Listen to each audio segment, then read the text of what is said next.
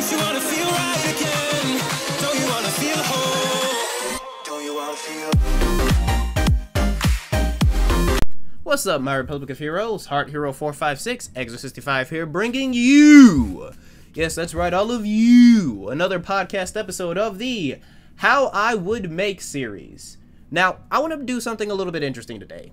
Right before recording this, I woke up this morning with 1,000 subscribblers. Yep, 1,000 of you sexy people out there decided to subscribe to my YouTube channel. And I have no idea what to do for a 1,000 subscriber special. I don't know if I should do like a special live stream. I don't know if I should make like a special series of videos. All I know is that now that I have a good amount of motivation to keep my ass going, I want to do it so that I can literally keep doing it.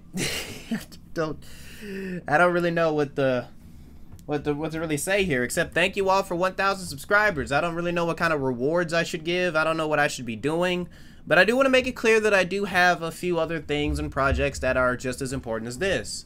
For one, my ass got a GoFundMe for a book I'm writing, which, yes, is a pretty important book, and I will be putting it in the link in the description.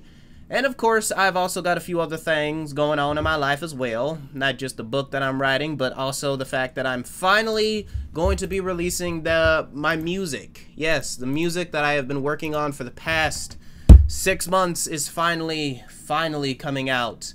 Either sometime in August, not in August, either sometime in late July or sometime in early August. I will be dropping 5 songs once a week and hoping you guys will enjoy. So that whole, you know, everything I sing part of my outro will actually finally make some goddamn sense.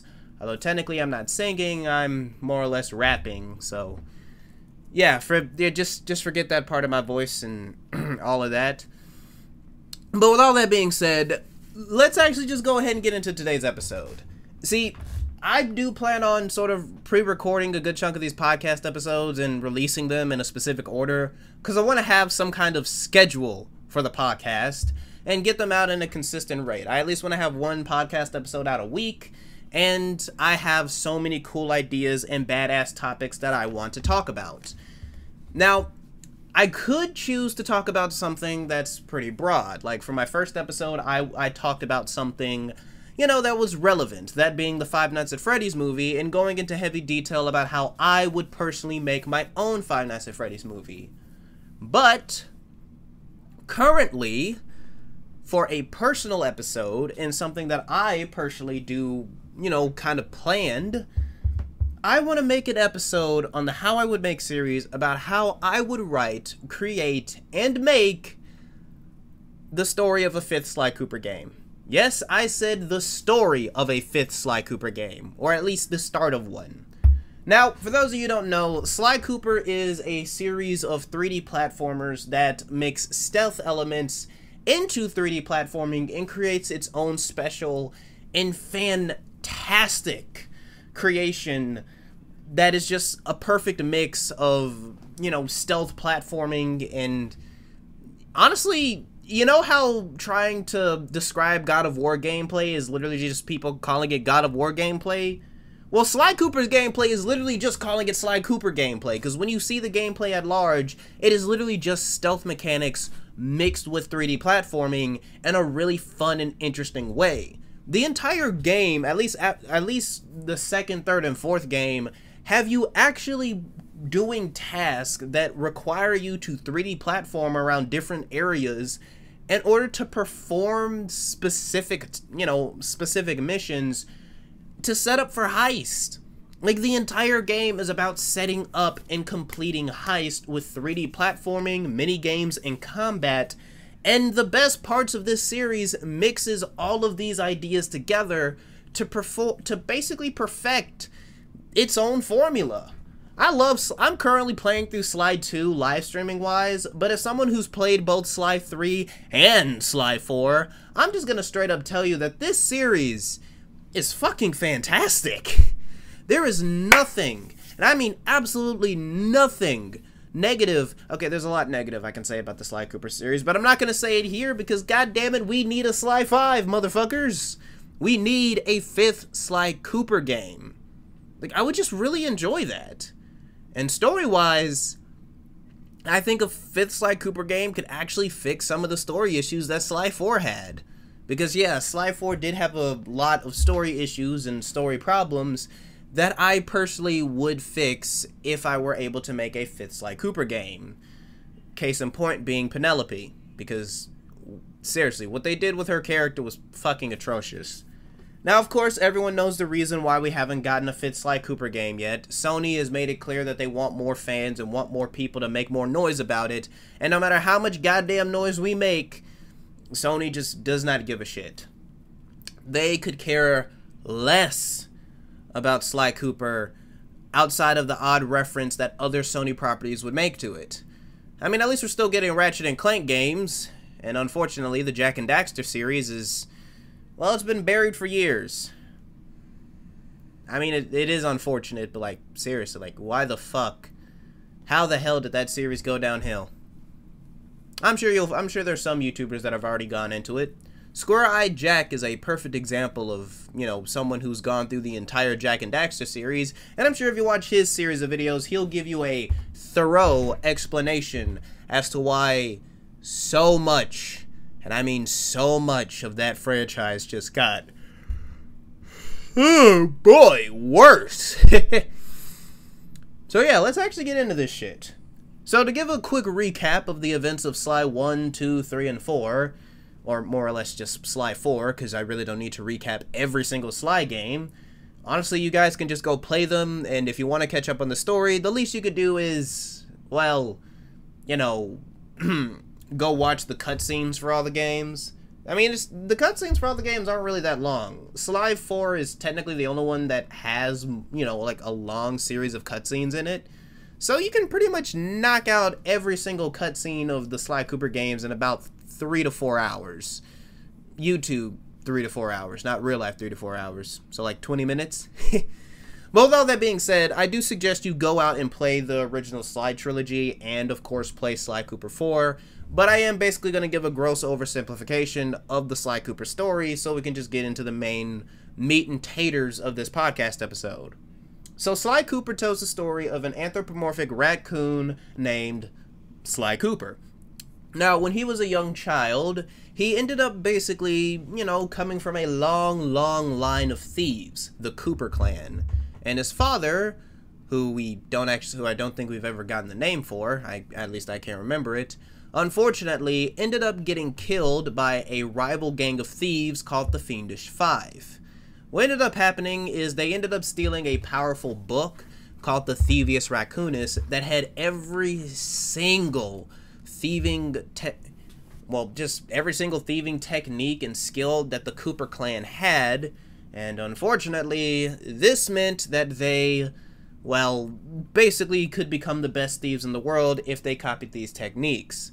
The leader of the Fiendish Five, Clockwork, a giant metal owl bird creature, was basically the one who led the revolution against the Cooper clan, and Sly unfortunately lost his parents and ended up, unfortunately, getting dropped off at a town orphanage, where he would meet his two best friends, Bentley the Turtle, the Lizard King himself and the OG of the team, aka the big-brained boy, and Murray, the scariest motherfucker alive. Why?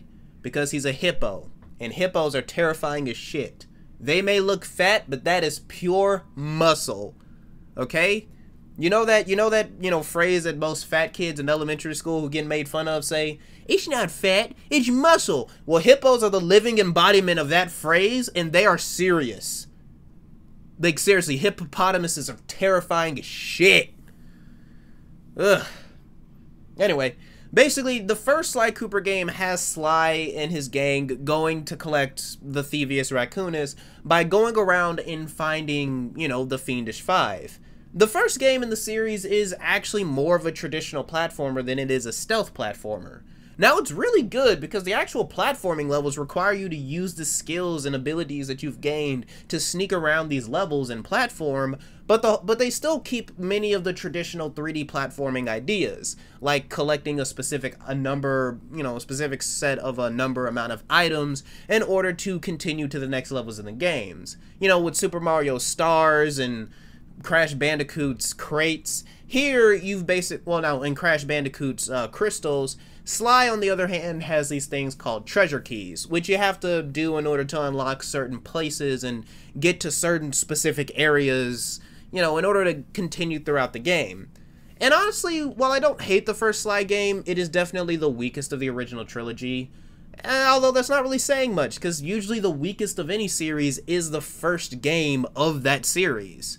So Sly Cooper is definitely a good game, but it is also a fantastic and phenomenal exception to the rule that is good versus bad games, you know?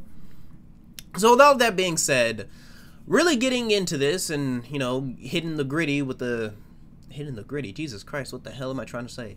Getting into it, the game pretty much ends with Sly pretty much, you know, finding the Thievius Raccoonus and then hopping in a fucking jetpack to kill Clockwork.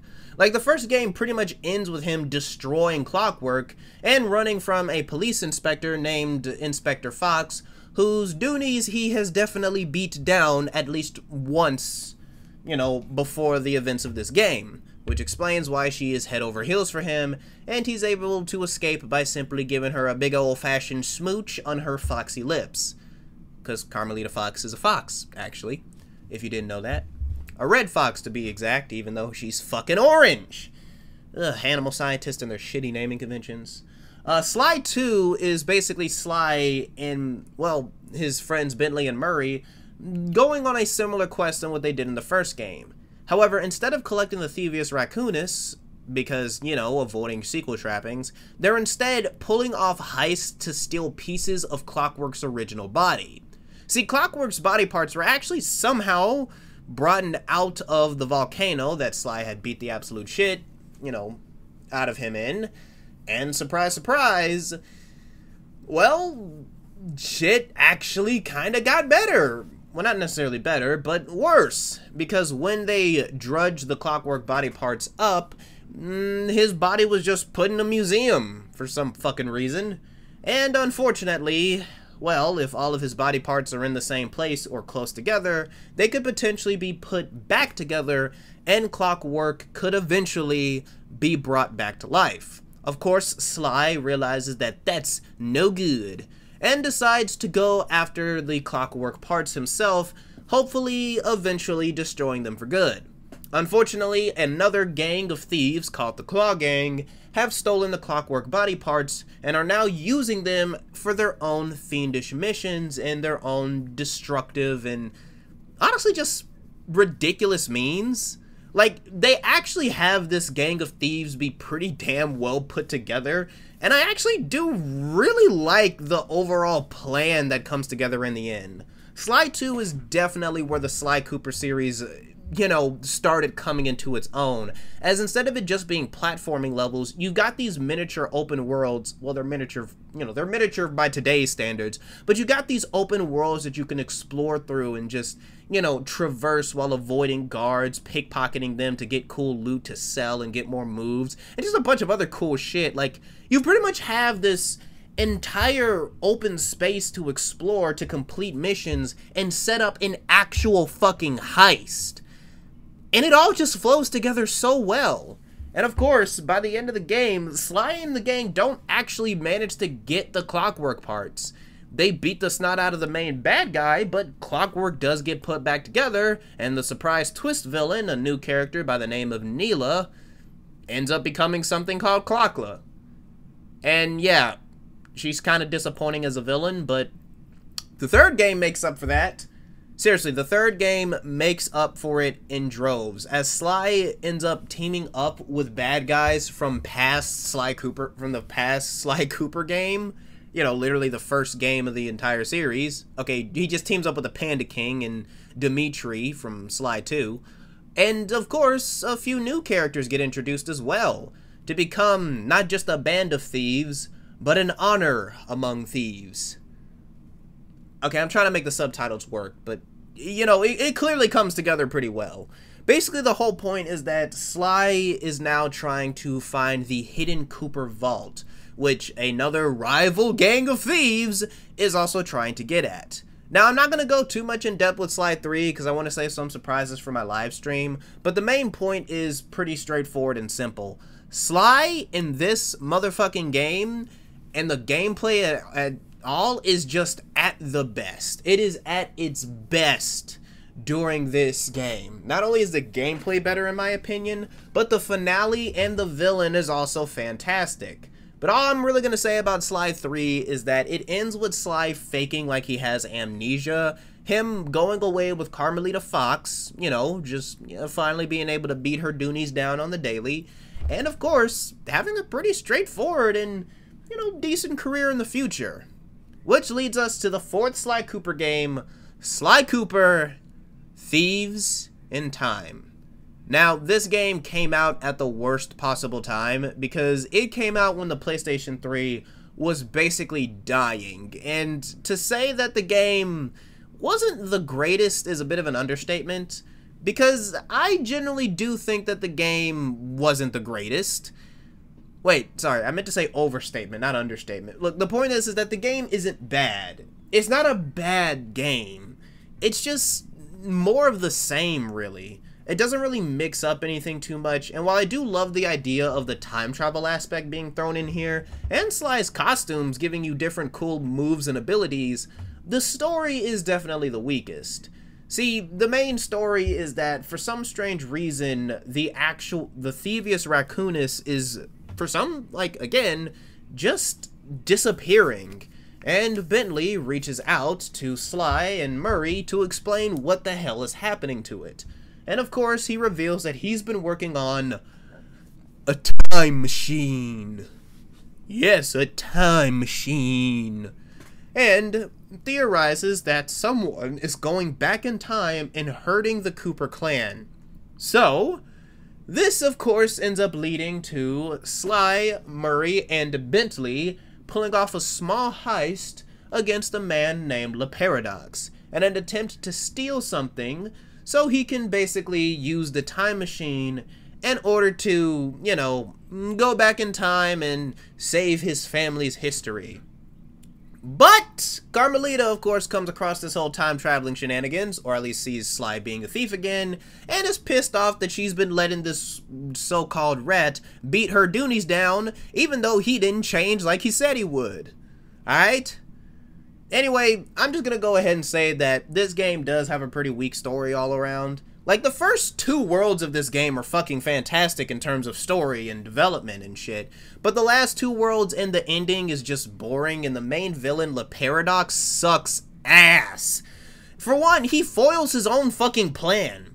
I mean, with Clockwork, Clockla, and the Monkey Man, we actually had to beat the shit out of those guys because, hey, they were gonna succeed or they were gonna get away and cause more damage. Le Paradox is just a bootleg version of Clockwork that does not work, and considering he foils his own plan, is probably the most annoying part about this entire game. Yeah, it's not the best Sly Cooper game. And honestly, I really hope we get a 5th Sly Cooper game because, yeah, starting off at a rough start doesn't mean you can execute this stuff even better. Not only that, but we also get to see in later Sly Cooper titles and many other, you know, cool concepts for the game that this game was going to be a lot better. And it was going to have a little bit more meat on its bones. But it was just rushed out the door because we needed a Sly Cooper game and we needed at least some game to try and keep the PlayStation 3 alive. Maybe if they gave us a good Crash Bandicoot and Spyro game on the PlayStation, it would have stayed alive. But hey, Universal was being an asshole that day. Oh boy. Anyway, the story pretty much ends with Sly fighting Le Paradox on his big-ass blimp and getting sucked through his time machine, and our main characters are basically stuck in the present while Sly is stuck in the past. More specifically, he's stuck in ancient Egypt, which is apparently one of the many places Sly has ancestors from. Which honestly, I swear to God, like, if there was ever a live-action movie for Sly Cooper, I swear, trying to figure out, like, what actor to play him is gonna be absolute shit. Like, seriously. I mean, do they get an Egyptian guy? Do they get an Irish guy? Do they get, like, any of these other individuals? Seriously, like, it is so fucking much. Ugh. Anyway, let's just get into the actual situation that is my idea for a Fit Sly game. Now, I know I basically did give a gross oversimplification, but if you have played Sly Cooper, or if you know anything about the Sly Cooper series after the fourth game, or no, during the fourth, third, second, and first game, then this story is honestly going to feel like a proper pickup. Because my idea for a Fit Sly Cooper game pretty much starts off a little something like this. So the way our game opens up is it's going to take place a few months after the events of Sly 4. And the reason why I say a few months is simply because I really don't think any of the characters would wait that long before trying to come up with some plan to bring Sly back. As Bentley said, his time machine only really works if they know exactly where Sly is. Not only that, but they need the time machine specifically. Well, okay, I should probably explain how the time machine works before I move on. So basically, the time machine, in and of itself, works by having an item from that time period be placed inside of it so that it can send people to that specific time period. If you don't have a machine or don't have an item from that time period, then you aren't necessarily going to be able to go there. It's not like any other time machine you've seen in fiction that can take you wherever the hell you want to go. You need to specifically have an item at the specific point in time that you want to go, or you're just not going anywhere. So, of course, that's where this shit ends up going, or that's how this shit ends up going, you know, for their main characters. So in order to properly figure out where Sly went up to, the way this is going to work is that the first episode of this game, or as I'm going to call it, the pilot, is going to be set up like this. For you see, what ends up happening is we're going to be getting a two-parter. The first part of this is going to be Sly working with his Egyptian ancestor, Sly Cooper. That's his actual fucking name. And, well, let's just say Sly Cooper is going to basically be working with Sly, or at least Sly's going to be working with him, in order to stop the original Clockwork. Yeah, the OG, before he became Metal. And the idea I want to sort of roll with here is that during this part, the Cooper clan and the, well, I guess, Claw clan? I guess if that makes any sense? The Claw clan? Honestly, it would make more sense if they were called the Talons or the Clocks or something like that. But basically, this is like the origin of that beef. Because Clockwork has been around for years, and when he replaced his entire body with metal, it had to have started from something. So the Cooper clan and the Claw clan are clearly rival, you know, thieving criminal masterminds. But here's the thing.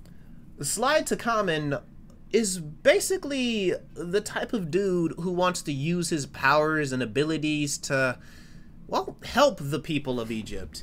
He's basically stealing from the rich, sovereign people who are using their powers and abilities, well, more specifically just using their power and money, to hurt the innocents. And, of course, screw over, you know, I know this is a kid's game, but slaves. Egypt had a lot of fucking slaves. And Sly Cooper was considered an incredible and, well, fantastic thief because, yeah, he could turn invisible and steal from the corrupt pharaohs and noblemen. But one of those corrupt noblemen was none other than Clockwork himself, who was also stealing from those corrupt pharaohs and noblemen, but he wasn't doing it to help people. He was doing it for himself. And of course, if someone else was stealing from his treasure pile, it simply meant that there would be less money for him. The original Clockwork is going to be a self-entitled, self-pretentious dick weasel. And of course, Sly, while he's stuck in the past, and in order to have a place to stay, not only has to prove that he is a Cooper and, well, a descendant, but also has to basically help Sly Cooper pull off a heist in order to completely take all of Clockwork's treasure trove and give it to the people of Egypt. Which, yeah, is basically how the opening of this is gonna go. On the other hand, part 2 is going to be Carmelita, Bentley, and Murray in the present pulling off their own heist.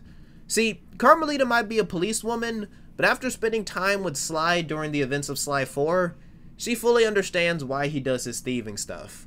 Like, she gets it. He does it for a reason, not because he's an evil piece of shit. For all intents and purposes, Sly is basically a vigilante, and her whole black and white view of crime and, well, justice has been challenged throughout the entire fucking series. So, of course, this is where she eventually decides to admit that if it means getting Sly back, she's gonna have to commit a crime. Not like she hasn't done that before, but she's gonna have to willingly commit a crime. That, of course, being getting into one of Interpol's evidence lockers and stealing some of the evidence, that being none other than the main computer console chips for Le Paradox's time machine. Basically, Bentley needs these chips so he can specifically hack into them and figure out the exact last time period that Le Paradox's time machine was set to. And of course, Sly, Murray, not Sly, Murray, and Bentley, but Carmelita, Murray, and Bentley are fortunately going to be the ones pulling off this heist, with Bentley hacking into most of Interpol's security, Murray beating the snot out of anyone that gets in their way, and Carmelita being the one to put in the combination and take the computer chips from Interpol's locker.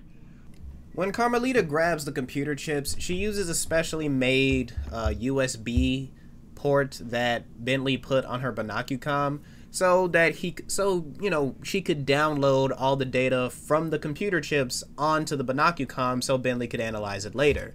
And of course, the three end up making a clean getaway as Murray, dressed up as one of the guards, escorts Carmelita Fox out of the building, and Bentley finally manages to get the actual location of where the time machine took Sly: ancient Egypt.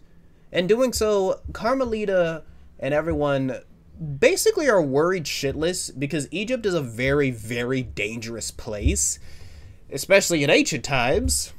So what ends up happening is they pretty much get the time machine as hooked up and ready as possible so that they can make their way to Sly.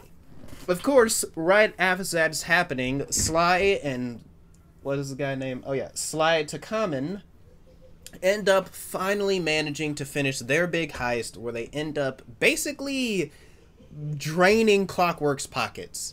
See, the way they do this is that they end up figuring out that there is a huge vault that Clockwork keeps all of the treasure he stole. And that vault is basically in a huge place that looks like a ginormous nest. So the idea is that, well, they plan on using that against Clockwork by destroying the bottom part of the nest and having all of the treasure flood down into flooded down and fall down the hill where Clockwork's base is, and of course land within the nearby Nile River so that the citizens of Egypt can secretly gather as much gold and treasure as they want to from Clockwork's estate. While also, and if any of the corrupt pharaohs and noblemen try to get there, they won't be able to because the bridges leading into the main villages will of course be taken down and, well, be destroyed as the entire heist as well, Sly and Sly Takamen would end up weakening the supports of it so that if any of the noblemen tried using any type of large animals to travel on, like camels or elephants, which they most likely would because they're noblemen and they don't give a shit about, the ground or walking, they wouldn't be able to reach anything. Of course, during this whole heist, once Clockwork realizes all of his treasure is gone and is now fallen into the river, he ends up attacking Sly and Sly Takamen. Right at that moment is when Bentley and the gang would show up with the truck and the time machine. Sly, of course, would end up finally being able to reunite with his friends, as past Clockwork, being a big-ass bird, would be pissed the fuck off. He would end up basically clawing and scratching at the truck, and of course, Sly to Common would end up smacking Clockwork in the face with his cane in an attempt to get him away. Sly to Common would end up basically telling Sly that he's, well, the greatest Cooper of all time, and as Clockwork would grab a piece of the time machine and yank it off, this would end up leading to the van finally going back to the future. And just like that, Sly's back home. We get a really fun and emotional reunion scene. Sly, of course, basically can't stop talking about how he got to pretty much free an entire town from poverty. And, of course, he has a very important conversation with Carmelita. I don't know why I'm stuttering so much. I mean, this is an unscripted podcast, but hey, I'm stuttering a lot. What ends up basically happening is he pretty much sits Carmelita down and explains to her that he's sorry for lying about faking his amnesia for so long. But if it wasn't for that, the two of them wouldn't have been together. And in fact, he'd probably be locked up in jail. And in order to prove to Carmelita that he's done thieving, he'll let her lock him up.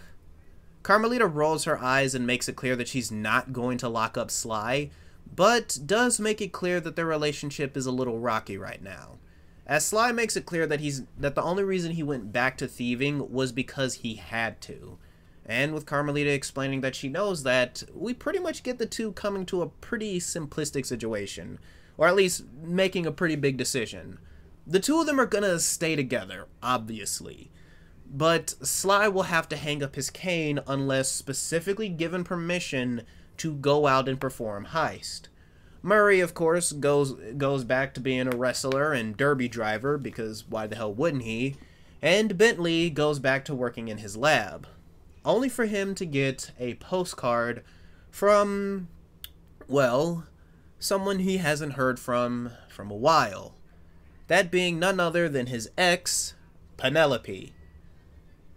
So that's basically how the first episode of this would go, aka the pilot. Now here's where we get into the meat and taters of the actual game that I have fully written out.